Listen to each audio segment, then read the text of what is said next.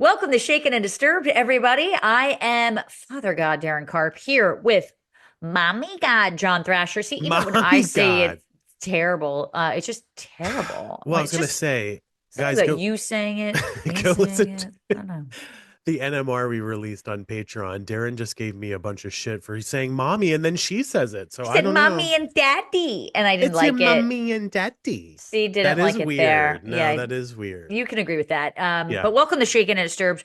We have an exciting case to talk to you guys about today. But John, are you on spring break? Were you like in Well, Mexico with your tits out? What were you no, doing? no, no. I didn't Oh, go on spring break or anything.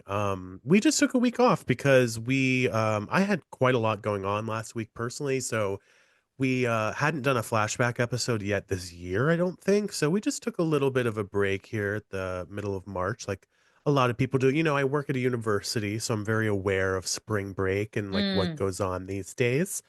So yeah, we had our spring break. Do you remember spring break on MTV back in the day when we That's were why I said, do young? you have like your Oh, boobs out okay. Yeah. in Mexico? Of course I do. Honestly, that God, was so good. so aspirational Oh, back then because, I I was know. probably like 12, 13, 14, when I was watching Yeah, that and same. like you're thinking all these things and just watching Spring Break, especially on MTV that just dominated that space was Right. just so cool and looked Yeah, it so was. fun and looked so wild and I was like I'll never be as old as they are.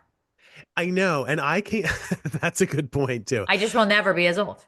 And I also aspired to it because I came from a small town where Right. we didn't even have a top 40 radio station.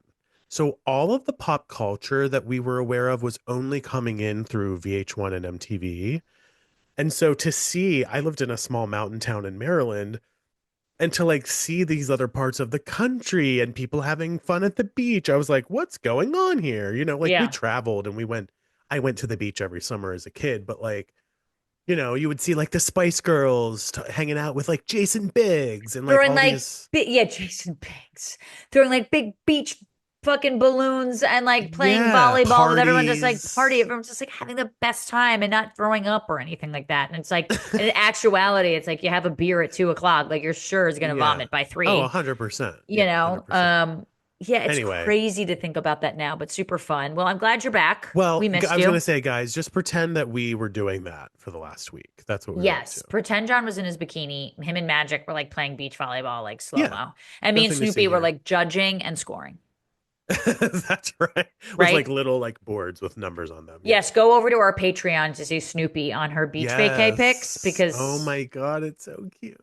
it's great. Okay, before we get into this week's case, if we have a good one this week, I wanted to just shout out something that John and I are going to be talking about next week to just give you guys a heads up to maybe watch ahead of time, write us questions on Yeah. Instagram at Carpe Daryn at J Thrasher, on our Facebook, on our Patreon, a number of different places. We are going to be recapping A Body in the Snow, the Karen Reed trial on Max. Give a little background in case you didn't listen to our Yeah. NMR. This is sort of a case that really was global and felt like everyone in the country was paying attention to except John and I. We never even really spoke I about it. know we And to be didn't. honest with you, I didn't really even know that much about the case. I knew the log line. I didn't know what the Yeah, prosecution was same. saying, what the defense was saying, and it turns out that this like was a global phenomenon, and everyone was watching Karen Reed. So this actually has her. It's a 4-part doc on Max. It actually has her in the doc. So take that for what you will. There's supposed to be a retrial coming up in April, so we're gonna see, but definitely check it out, and we'll be Yeah. covering it next Covering week. it. Yeah, Yeah. All right, Daryn. Well, why don't you kick us off here at the top of the sure. show with some of the most interesting details of this case? Lorenzen Wright was born in November of 1975 in Oxford, Mississippi. Lorenzen found a passion for basketball at an early age, eventually playing for his high school team. And he started high school in Mississippi until his family relocated to Memphis, that's in Tennessee, where Lorenzen, joined an amateur athletic league in Memphis and began dating his coach's daughter, Shara. Now, I don't know if I'd date my coach's daughter. Yeah, that's a tough one My soccer coach because was no fucking bullshit, and I'm not sure not that he had kids, not that I was dating women in high school, but I sure as hell would have been you're tough like, just to in be clear, just to be clear. That's a I that's a that's a risky one. Yeah, I feel like you're gonna have a lot more pressure on you whenever it's your Yeah. coach's daughter, but who knows? Well, the two were sweethearts throughout high school. Again, reminder, my high school superlative was cutest couple with my boyfriend at the Thank time. you. Just, Thank you, cutest just, couple. Yeah. just well, You're just in what case you're John forgot. Just in you're case one John of those forgot. people that just holds on to their high school superlative for the rest of their life. By the way, to be clear, my class was the only class in high school for the history of my high school to not do superlatives for What some does reason. that? Well, what So, does that say? but what would Hey. I have won? Probably like cutest boy or something. Maybe. I don't know. Cutest, wanted to be cutest boy the most. Most I got annoying best eyes person. in middle school. Uh, Holding Daryn on to doesn't. it. Yeah, hold on to those things I was because 12. clearly. What did you say? Cutest eyes? Best eyes. Best eyes. Best eyes. Well, you Yeah. do. You have nice eyes. Your eye color is very unique, I'd say. Yeah, and Anyway, Snoopy has the same color. Anyway, back to the case. She does, Hazel. Anyway, I in hear you. 1994, after high school graduation, Lorenzen was hit with two giant life changes. He was selected to play for the University of Memphis. Wow. And Shara got pregnant with their first child. Those are Those are two massive, very large things. big Yes. things. Now, during his collegiate years, Lorenzen was recognized as a third team All American by the Associated Press during his sophomore year at the University of Memphis. Big honor. I mean, that's a big Yeah. school, Yeah, it lot of is. competition, being an All American, huge. Now, at 6'11, My God. 6'11. Lorenzen shone in the 1996 NBA draft out of the University of Memphis, where he was the seventh overall pick to join the Los Angeles Clippers. Now, the joke about the LA Yeah, Clippers, let's hear it from you. Former New Yorker living in LA, everybody. right? And like, I'm always in need of a good sports team. Obviously, the Lakers, it's like, so I've been to the Clippers stadium here. It's called the Intuit Dome, which you can tell is really going to be. I went to like a Jingle Ball red carpet there. It's really for the Olympics. It's a beautiful, Oh, beautiful stadium, okay. but no one is a Clippers fan here. If Oh. you are not Lakers in LA, like you Oh, don't see right. Clippers jerseys. It is just it's not like New York and Mets because there's like legitimate Mets fans and a lot of Mets Right. fans, even though I make fun of them. Like it is like you cannot be a Clippers fan here. You just cannot be a Clippers fan. And so ultimately, they're even more fun to go to because you can get tickets for like 15 fucking dollars. Yeah, that's And right. it's a beautiful new stadium, but just like LOL to him joining the Clippers, of which Yeah. no one gives a fuck about in LA. Bummer. Damn. Yes. Well, I hope no one listening is a Clippers fan. Darren just listen, I'm a ripped you Knicks fan, apart. so it's even worse. But Yeah, okay. throughout his I'm one of those types of fans I mean, too. I listen, love sports ball. the good news is like when you get drafted to a team, you got to think about where they're living. And if you're ever going to play for the Clippers or the Knicks or something, it's like you get to live in LA, you get to live in New York. That's You're not true. stuck in like Buffalo or something like that. Pittsburgh. And not in a bad way, but just in Yeah. like Well, if you have to live where your team is, you probably want to live, you're young, you yeah, probably that's want to live true. someplace like Like lively and LA. Yeah, yeah, right. yeah. Exactly. I want to say just really quickly, I'm not a hockey fan. I know you are. Yeah. I really want to go to a Pittsburgh Penguins. I live in I've Pittsburgh, for those who been. don't know, a Pittsburgh Penguins game. You have, because Mhm. do you know why? I bet you can guess. Because there's some handsome dude on the team that you like. Yes. What's his name? His name is Penguin, the Pittsburgh Yeah, his name is Pirate. Penguin Pittsburgh Pirate, Darren. Yes. Good job. You figured it out. Thank you. No, his name is Sidney Crosby. You know Sidney Oh, Crosby. Do you not know Sidney Crosby? I Even don't I know. knew who he was, but maybe it's because I grew up kind of near here. But anyway. I'm gonna stick with Anyway, my back to the Penguin case. Pittsburgh Too many Pirate. So tangents. throughout his basketball career, Lorenzen played for a number of teams, including the Memphis Grizzlies, the Los Angeles Clippers, like we mentioned, Sacramento Kings, and the Cleveland Cavaliers, Okay. which LeBron James actually like Oh, kind of that's really right. made famous. Now Yeah. he held career averages of 8 points and 6.4 rebounds per game, playing in 778 and that's 793, including playoffs, NBA games over 13 seasons. Okay. Like decent amount of rebounds, not a huge point guy, but decent amount of rebounds. You have absolutely no idea what the fuck I'm talking No, about. my eyes are glazing over, but You literally were just like, you just like I rolled your was eyes. You were like, I'm happy to let you explain all the stats as the resident like jock of the show. oh, Um, okay. if you could ever also translate into tennis or pickleball terms, that would be really helpful. Oh, Thank okay. you. Got you. Okay, so getting into some of the details here. So Shara and Lorenzen married in 1998, and Shara gave birth to their second child the following year. So a lot of life happening here. I know we've said this before, but you know, being a professional athlete so young and like, going having so much career happening and then like multiple children and getting married, there's a lot of big life things that are happening. Yeah. And I would say that like for the most part, that's a good thing for most people, but some people don't handle it all that well too. Change So is we'll get hard. into that. So yeah, change is hard. So in his personal life, Lorenzen was known as a good man, a loyal friend, a loving son, a devoted husband and father, all those things. And throughout the next 5 years, Shara gave birth to five more children. Damn. Yeah, That's impressive only because I just like pregnancy scares me and and it just like intimidates me rather or I'd rather say yeah, that. And like anyone that can do it and do it with a smile on their face, like I'm always really impressed by because to me it doesn't come natural to like have right. that and just like genuinely scares me. So to kind of be when you're having five children within 5 years Yeah, I mean, that's a lot. and you have seven kids, you're basically pregnant for Around the eight clock, fucking years. 24/7. Right. You're basically just pregnant. One of Right, these housewives right. actually talked about it who had seven kids. And I was like, Oh my I God. can't imagine that. Like nine, like 10 months really kind of encompass the Yeah, whole thing. It scares the shit out of me, let alone doing it for a fifth of my life. You know what I mean? To be pregnant for 7 years, it's like, yeah. Jesus, that's It's a crazy. lot. Wow. It's a Anyway, lot. And tragically, unfortunately, their youngest baby, her name was Sierra, passed away from SIDS, which is known as sudden infant death syndrome, in 2003. yeah. Now, her death seemed to signify a turning point for the couple, which of course it would, who in their grief began having maybe more increasingly messy arguments. Yeah, I this mean, of has to be. I course, think they say nothing's more traumatic on a marriage, basically, than the of loss of a course not. child. Yeah. And I can't even. I mean, that's worse than. I think they always say that that's like the worst thing. Like when your Yeah. kids I go can't before you imagine do. anything worse. I Yeah. can't even. Yeah, no, I can't imagine. It's terrible. Well, at the end of the 2008 2009 basketball season, Lorenzen retired from both the Cleveland Cavaliers and the NBA.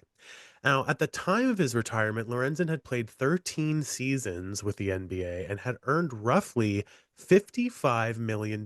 Listen, that's a pretty good career. If you can Yeah. make 55 million in 13 seasons, that's impressive. Around the time of his retirement, Lorenzen signed a $1 million life insurance policy naming his children as the beneficiaries. You might see where we're going here, folks. Meanwhile, after 13 years of marriage, Shara and Lorenzen filed for divorce in 2009 and finalized the settlement a year later in 2010. Now, Shara and Lorenzen reportedly started seeing each other romantically shortly after their divorce and maybe even discussed getting back together. So it's kind of one of those things where I think, tragically, the death of a child and then Of like I'm course. sure everything else that I'm sure happens in a marriage when you have so many kids kind of forced them to separate, but they were maybe going to get back together, it sounds like. So after their split, Shara chose to stay in Memphis with their six remaining children, while Lorenzen chose to live in Atlanta, though he dutifully contributed $26,000 a month Damn. towards child support and visited his family regularly. So it sounds like he was Wow. doing what he could, when you're making that kind of money, that 26K sounds like a lot to us, but that's par for the course for people that make that kind of money. But he was living in another city and sounds like he was being as good of a father as he could, frankly, at that point. Um, as I mentioned, though he had made roughly $55 million dollars throughout the course of his basketball career, he actually struggled financially. So there's a lot, that sounds like a lot of money, but when you have a large family and maybe if you're not handling your money correctly, Yeah, it can become a problem. you always got to know how to handle your money correctly. And that's a big, Right. I think, responsibility when you get a lot of money. This is why people have Yeah. financial advisors and they look to their family. But, it's why they say a lot of lottery winners actually end up being bankrupt or like these big money winners from a lot of these shows and game shows is Oh, yeah. because they don't know how to invest in it appropriately to like make your money kind of Mm-hmm. work for you because they think everyone, and granted, people want to pay off their debts. All of that makes sense. And like paying off debt is money that you don't really ever get to see. It's like It's true. it's Yeah. like it's like filling a hole. You don't get to It truly build. You're sort of is. just like you're just filling that hole in order to Yeah. build from that. And so that's kind of tough and can cost a lot, but at the same time, like it really is kind of knowing how your money can work for you. And so yeah, Yeah. not everything, not every contract means that everyone's gonna keep all Yeah. that money and save all that money. Sometimes it goes to either nefarious or just not maybe the most financially sound things. So I would yeah. just add too, like I think about a lot of pop stars from like the 80s and 90s who had like these gigantic hits and maybe even big Yeah. careers. And then you kind of hear about them nowadays and they don't really have a lot going for them, which is sad.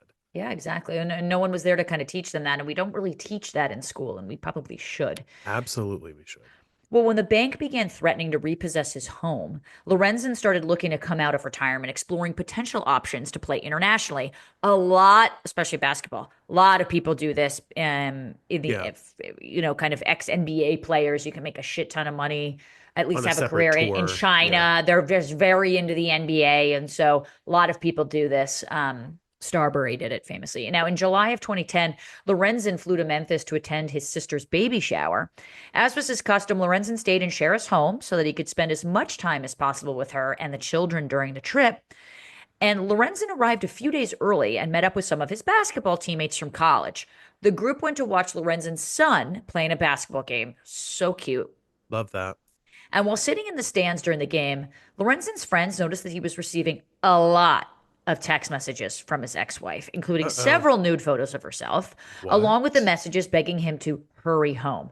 Now, Hmm. I don't want to say anything about the nude photos, but we all have that friend who comes to an event and you know that maybe they had just gotten to a spat with their significant other Yeah. and they're just constantly on their phones. Listen, I've been guilty of it too in previous years of my life, but like they're just constantly on their phone and it's because their significant other or Yeah. ex or someone they are romantically emotionally involved in are blowing up their shit and expecting them to respond. Or someone they're having an affair with. Or someone they're having an affair with or Have I seen something. somebody do that in front of me and then figured it out? Maybe that's for another time, another place. That is 100% possible. But then with the nudes and the hurry home, especially when they're Yeah, at their kids' that's basketball games with their friends, yeah, it that's weird. seems to be fishy to me because this doesn't seem respectful of his time. Now, Right. the group dropped Lorenzen and his son back at Cher's house around 10 p.m., assuming after the game ended. However, Lorenzen never showed up to the baby shower. His family became immediately concerned as he'd flown hundreds of miles in order to attend this. Right. Lorenzen's mom, excuse me, Lorenzen's mom first contacted Shara, who seemed totally unconcerned, stating, quote, "There's nothing to be worried about. He'll come back. This is what Lorenzen does," end quote. Now, it is possible that he's the type of guy, using a stereotype here, Yeah. athlete, tall, Yeah. really handsome, makes money, going out, partying with his friends, bless you. He comes Thank back you. to be with all of Sneeze. his friends. He's out. He's not really communicative when he's out. This could have just been totally unnefarious, and he could have just been out with Yeah. all of his friends doing what he normally does. And this response from her wouldn't be that fishy.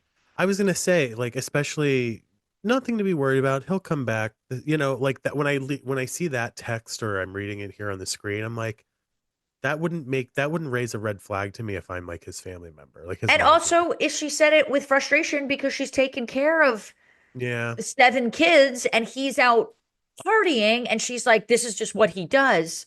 Also, not a weird response if that's doing it. So the Yeah. response itself doesn't elicit anything. I Yeah. At just want this to make that point, clear. yeah, I agree. Yes. Lorenzen's family was unconvinced, and after not hearing from him for several days, they filed a Well, missing persons report on July 22nd, 2010. Yeah, if you're not going to hear from the guy for several days, that seems days is a different thing. uncharacteristic considering he flew all this way to come to the baby shower. Exactly. When authorities spoke with Shara, she claimed that she had not that she had last seen her ex-husband on the evening of July 18th. And according to Shara, Lorenzen made a call from a burner cell phone about talking about, quote, flipping something for $110,000, end quote. And Okay. he left the home with two unknown armed men shortly thereafter. He brought money and drugs with him. Okay, so interesting details Okay. here, but what I think we can all agree on is it's getting very sus very quickly, right? I think that's what I'm taking. Considering he was seen at a basketball game with his son, with his friends, Yeah, exactly. Yeah. Yeah. So So police were able to obtain Lorenzen's phone records. Remember, he's a missing person at this point. There's been a missing persons report filed, we should say. But they were able to obtain his phone records and immediately became suspicious when they saw his last outgoing call was placed shortly after midnight on July 19th. And Okay. actually, Lorenzen had dialed 911 and the phone call was recorded. However, during the call, the dispatcher was, quote, unable to hear anything but gunshots, Jesus. end quote, before the line went dead. God. The 911 operator did not follow up on the call after the disconnect, which I find odd. Um, yeah, I find it odd that they didn't follow up, but I often wonder, like, and maybe there's been a show about this and I just haven't researched, like, just from what 911 dispatchers hear. That's a great, ooh, we should pitch that to somebody. You know, That's a like, great call. That's a great I don't idea. know, like from the dispatch to solving a case, Right.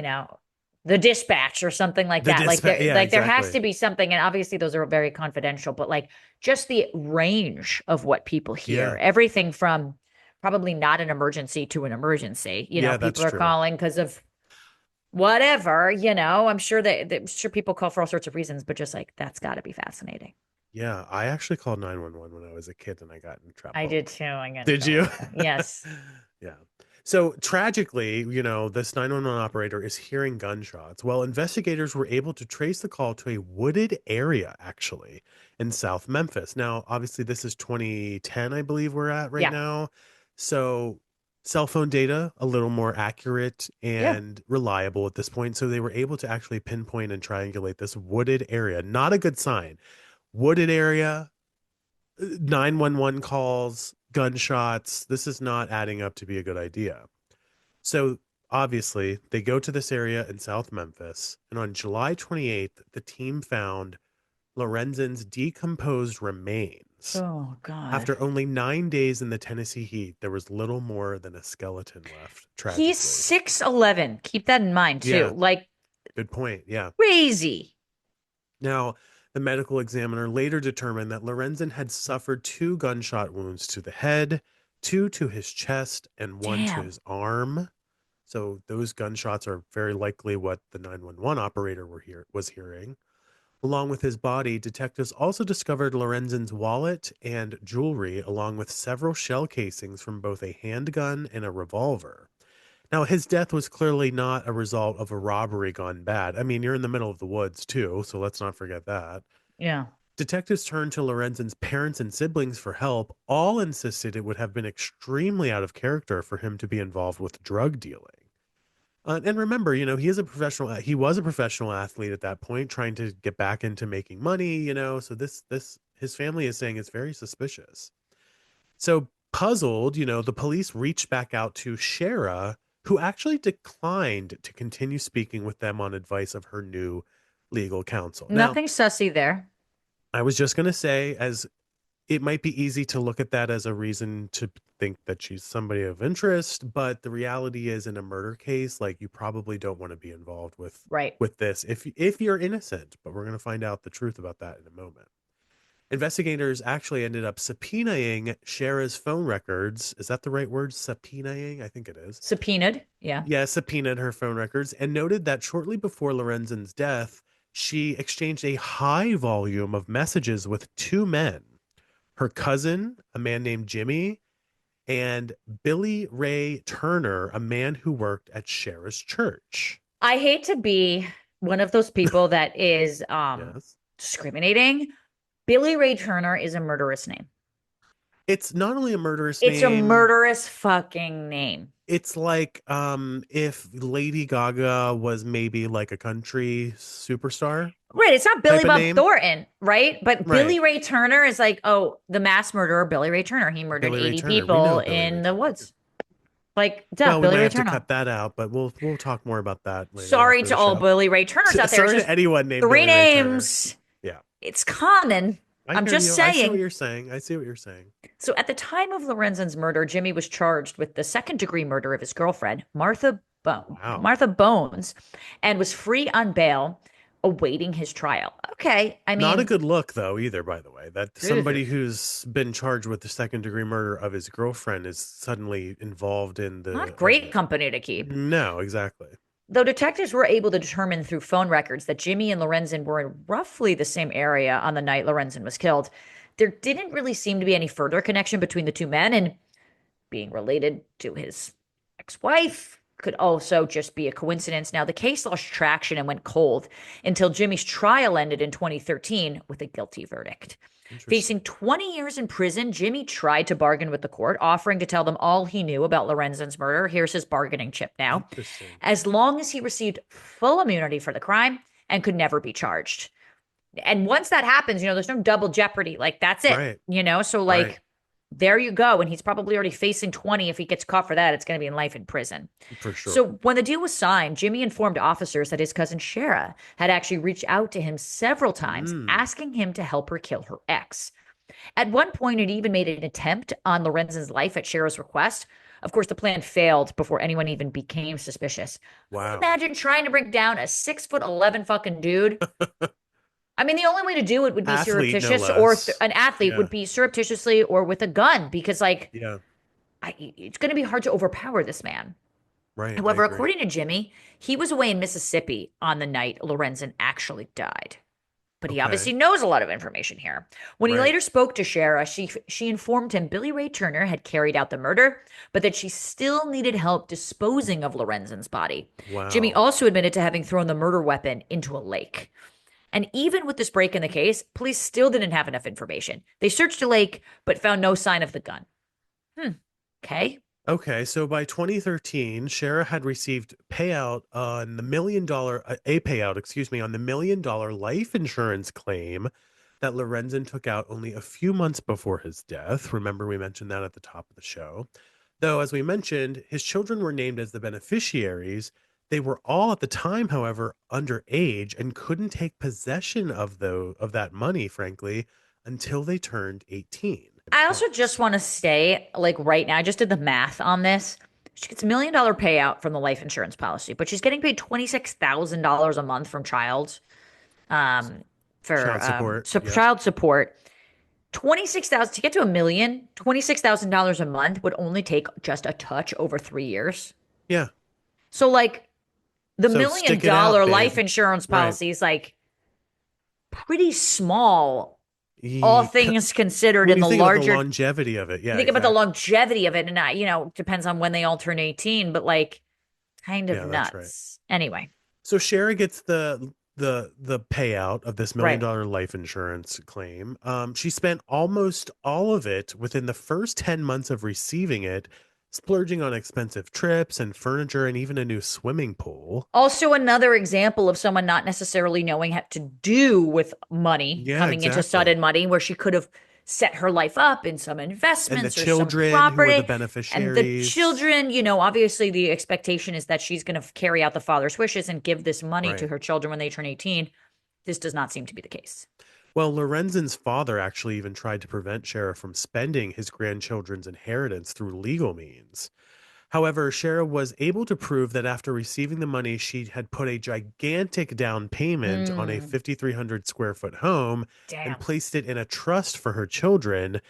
So, in that regard, their inheritance actually still legally existed and nothing came from the claim. You might even be able to say that it's an investment and would gain more money from it by the Well, time that's they're 18. true if that's how she's going to do it. I mean, Right. it's kind of what people describe as house poor, which is why when the fires burned down in LA and everyone's like, "Oh, these are rich people." I'm like, actually, a lot of their wealth is spent in their houses, which is now burned Right. down. So, Yes, you spend a lot tragically. of money in a property that you hope to actually have investment in, and then when it's Yeah. gone or whatever, like, you're fucked. Yeah, So, exactly. yeah. Well, in 2015, get this, Shara published a book called Mr. Tell Me Anything about a woman who is married to an abusive and cheating basketball player. Now, Oh, though the Lord. novel is touted as fiction, Shara later stated in an interview that its contents were based about her real life. Of course. This is Yeah. the O.J. Simpson If I Did It book. To a degree, I mean, she is making an accusation that he was abusive and cheating in that regard then, so that's an interesting claim, but Who knows? But Lorenzen's case had stalled once again until several years later when a cold case team reopened the investigation and obtained permission to research the same lake that they had mentioned the firearm potentially being in. Right. Now this time they were able to retrieve the murder weapon, and Jimmy's story could now be proven true, and detectives could act on this information. I wonder what changed of why they couldn't. Maybe they Yeah, searched a larger area. Maybe that's this was yeah. just a different dive team. Who Maybe a different knows? judge or whatever, different people in Just curious power why or they office. now found Right. maybe they spent more time on it. But it's great that they found it. Now, in early December of 2017, Billy Ray Turner was arrested and charged with Lorenzen's first degree murder. Shara was arrested a week later. She too faced a first degree murder charge, as well as conspiracy and attempted murder charges. Shara pleaded not guilty to the charge of first degree murder. And in 2019, just 6 years ago, Shara, now 48 years old, was offered a deal. She pled guilty to, quote, facilitation to commit first degree murder. So she didn't put her hands on Lorenzen, but she 100% facilitated someone else to put their And hands figuratively on it with the gun. You know what I and mean? presumably for that extensive life insurance payment. Now, Presumably. presumably, now in exchange, the mother of five was sentenced to only 30 years in prison with the possibility of parole. Still a And, lot for a 48-year-old though, by the way. And Billy Ray Turner, think of those children. Yeah. Billy Ray Turner's court date was delayed for several years due to COVID-19. His case finally went to trial in 2022, where he was convicted of the murder charges and subsequently Wow. sentenced to life in prison. The Hmm. same year, Cher made her first appearance before the Tennessee Parole Board after serving only 15% of her sentence. Her request for parole was denied, and she was not eligible to appear before the board again until 2027. So that's the thing is like if you get denied, it's not something you could just keep redoing every single month. You do have to wait a period of Yeah. time. Lorenzen's mom, Marion, plans to be present at each of Shara's parole hearings, stating, quote, I'm going to make sure she serves those 30 years until she comes with her real truth. And as long as the blood stays warm in my body, I will be there every time, end quote. And so that's the Good for case her. of this famous basketball player. Now, I often think of the children and just what they're kind of suffering from. And, one of these things we sort of mentioned up at the top, and we'll talk about this next week with Karen Reed, is that in this Karen Reed documentary, the boyfriend that was killed, John O'Keefe, this police officer, he was the kind of surrogate parent. He was taking care of his niece and nephew because his sister had died. And then the sister's husband, his brother in law, also died. So these kids were sort of quote unquote orphan, and then this guy takes Right. care of them to take it on, and then he gets murdered. Oh Or my we God. don't know, murdered, homicide, we don't fucking know, homicide, whatever the hell happened. But just think of the kids, and like I just think of the kids here, and obviously like it's a tragic thing, but just goes Yeah. to show this mother kind of making sure justice is done. Yeah, his mom, Marion, yeah. But I got to be honest with you. I mean, I kind of wrote to this case as Megan was researching, and I was like, never really underestimate someone's ability to be stupid because, again, just the math, if she wants that money, Well, right. like, and also he was separated from her. So any sort of abuse or Right. That's what cheating I that don't might have been get. happening, I'm not to say that emotional abuse didn't happen. I don't want to discount that, but also like you clearly had a way to sort of get out of this. At It least it seems like it's hard to put cast aspersions, but like it kind of sorry. she had a good deal. I don't know. She just had a good deal. Yeah, I mean, as far as like a divorce goes, for sure. And I also wonder if there's, a certain level of jealousy connected to this. They're Could not be. together. She's sending him nude photos, in the days leading up to his death. Like maybe she couldn't handle the idea of him being with somebody else. I mean, that is something that we've talked about quite extensively on this show. That's Jealousy will, possible. But yeah, she said her jealousy causes people to son's do crazy things. right, jealousy, envy, but he was at his son's basketball game, like, and you're Right, gonna be doing that, like, right. I don't know, a lot of Yeah, fishiness, a lot of odd decisions being made, but right. yeah. Anyway, let us know what you guys think of this case at Jay Thrasher at Carpe Daryn. Obviously, write us on Patreon. We're also on Facebook, so write us wherever you get to us there. John, let us end as we always do with some pleasant listener shout outs. Why don't you take the first one? Absolutely. Our friend Catherine in the Facebook group started quite a discussion recently saying, when she posted, quote, did we watch Lori Vallow on Dateline? I need to discuss in all caps, which means Yep, business, by the way. business. I just wanted to give her a shout out because we love that you guys are talking about other true crime stuff than just what we're talking about and what we're talking about here on the show. So comments were very interesting. A lot of people were weighing in. So if you're listening to this and you're not in our Facebook, be sure, or our Facebook group, be sure to join in and join in on the conversation when you're not listening to the show. And thank you, Catherine, for spurring on some conversation there. And it is Shaken and Disturbed podcast fans for anyone that wants to That's right. join our Thank you. group. And the We link act is in the bio as well, or and the in link our is show show notes. notes. We want to give a super huge shout out to our friend Marty, Yes. who continues to support the show in so many special ways. Marty, thank you for all that you do and everything you've done to support us. Honestly, we're so lucky to have you as a genuine sussy radish. You're the sussiest of the sus and a That's friend of the true. show. Big, huge hugs from both of us. Seriously, Thank you, thank you, Marty. Marty. You are just absolutely amazing. And it's nice to see that we're friends with you and you're I friends with us. know. It's very nice to see. So I thank you. hope I get to give Marty a big hug one day. Me She's just too. the best. We love her. Well, you guys should join Marty and many others on Patreon because for less than $5 a month, you can support our show via Patreon. It helps keep the show up and running. Inflation, tariffs, never Price of heard of them over eggs? here. Price of eggs, we don't know about that. You know why? Because we've never changed our prices on our Patreon. And now you can get 4 years. We've just celebrated our 4-year anniversary about a month ago. 4 years of content waiting for you. You can join at patreon.com/shaken and disturbed, all one word. Or of course, you can click the link in our show notes. And don't forget, if you sign up at our top tier Sussy That's Radish right. like Marty, you get your name on a board every single week in our video. So definitely do that. Yeah, which I'm pointing to The right magic now. wrist. Yeah. Yeah, absolutely. All right. Well, Ooh. Daryn, this was an interesting Ah. case full of Yes. ups and downs. We want to say thank you to everyone who's listening. And of course, my sign off for this year so far, we are entering allergy season. So let's see what if this Mm. changes, is to take care and wash your hair. My sign off is normally please be neat and wipe the seat, but today, in honor of our case, I'm going to do Oh, if you got three names and you go by those three names, honey, you sussy. you You sus. sussy. You Okay. I love sussy. that. You sussy. I love that. And on John that note, Norman Thrasher, John Nelson Thrasher, John Norman. Nicholas Norman. Thrasher. Yeah. Which one is it, guys? Not for you to find out. Nelson. Okay. Nelson. Nelson. Okay. Yeah. Someone's going to steal my identity. All right. We'll see you guys next time. His We social love you. security number is Goodbye. Bye bye. 112. All right. Bye bye. Bye bye.